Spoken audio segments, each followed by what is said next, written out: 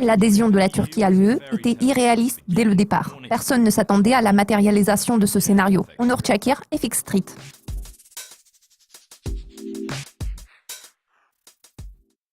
Le résultat du référendum sur la réforme constitutionnelle en Turquie a été très serré. Quelles en seront les répercussions sur le marché local?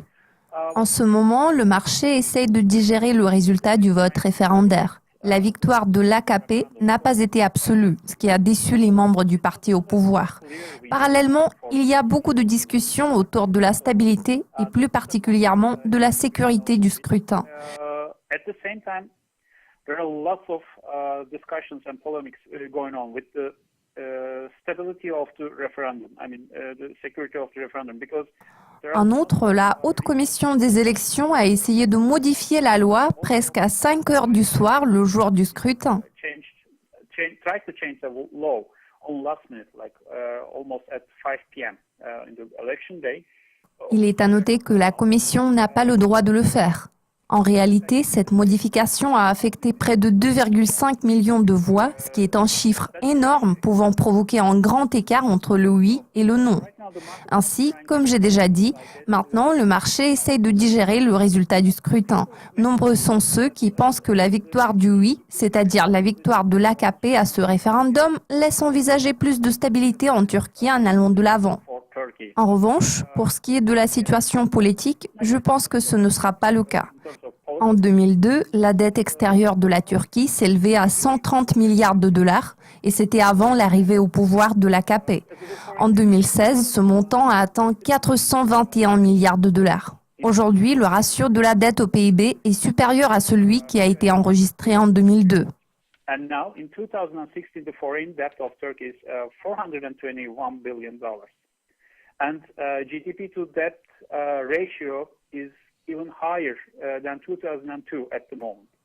La situation politique semble être plus ou moins stable en ce moment, mais les chiffres nous disent le contraire. Bien sûr, la majorité écrasante de la population n'est pas au courant de ce chiffre.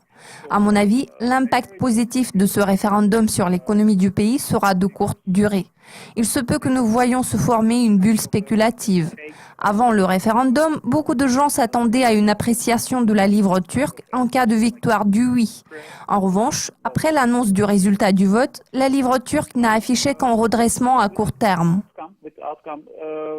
Many people were expecting the Turkish lira to gain value against, let's say, US dollar, but we really had a very short-lived rally. Maintenant, nous voyons que la livre turque se situe près de son niveau d'avant le référendum. Almost at the same level as pre-referendum. Comment les marchés internationaux sont-ils susceptibles de réagir au résultat du référendum? Est-ce une bonne nouvelle pour les marchés avant le discours de Powell programmé ce jeudi? Je pense que les perspectives de la livre turque, ainsi que celles de la paire dollar-livre, seront principalement tributaires de l'évolution de la situation aux États-Unis.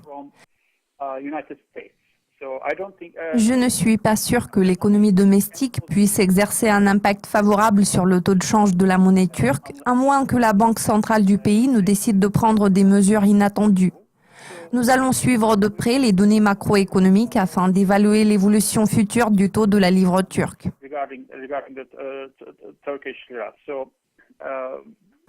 Tout porte à croire que la situation aux États-Unis et plus particulièrement la politique de Donald Trump et la politique monétaire de la Réserve fédérale américaine sont susceptibles d'avoir plus d'influence sur la livre turque que la dynamique de l'économie domestique. Verrons-nous une réaction quelconque de la monnaie unique cette semaine, vu que les développements récents enterrent les chances de la Turquie de rejoindre l'UE? L'adhésion de la Turquie à l'UE était irréaliste dès le départ. Personne ne s'attendait à la matérialisation de ce scénario. Par contre, les négociations entre les deux parties se poursuivent toujours. La Commission européenne n'a pas tardé à exprimer sa préoccupation au sujet de la réforme constitutionnelle en Turquie après l'annonce sur le résultat du vote. Je suis persuadée que les relations entre l'Union européenne et la Turquie devraient se dégrader au fil du temps. I'm pretty sure that the relationship between Turkey and EU will go worse day by day. Ce facteur va sûrement peser lourd sur les perspectives de l'économie turque, le marché européen étant la destination clé des exportations du pays. Il faut également garder à l'esprit que le secteur du tourisme en Turquie est très dépendant de la demande émanant des pays de l'Union européenne. Nous pouvons en déduire que la dégradation des relations entre la Turquie et l'Union européenne exercera une forte pression sur notre économie qui est assez fragile en ce moment. Comme j'ai déjà fait noter, le ratio de la dette au PIB a atteint un niveau préoccupant. Nous avons vraiment besoin de stimuler l'activité dans le secteur touristique et dans celui des exportations. Ces deux secteurs jouent un rôle crucial pour la santé de notre économie. Quant aux perspectives de la paire euro-livre turc, elles seront façonnées par la dynamique affichée par l'économie de la zone euro, ainsi que par les fluctuations de la paire euro-dollar. Je ne prévois pas d'impact positif du côté de l'économie turque, car il est peu probable que nous observions une amélioration conjoncturelle. Tous les facteurs susmentionnés laissent présager davantage de pression sur la livre turque sur le long terme, que ce soit par rapport à la monnaie unique ou bien par rapport au dollar.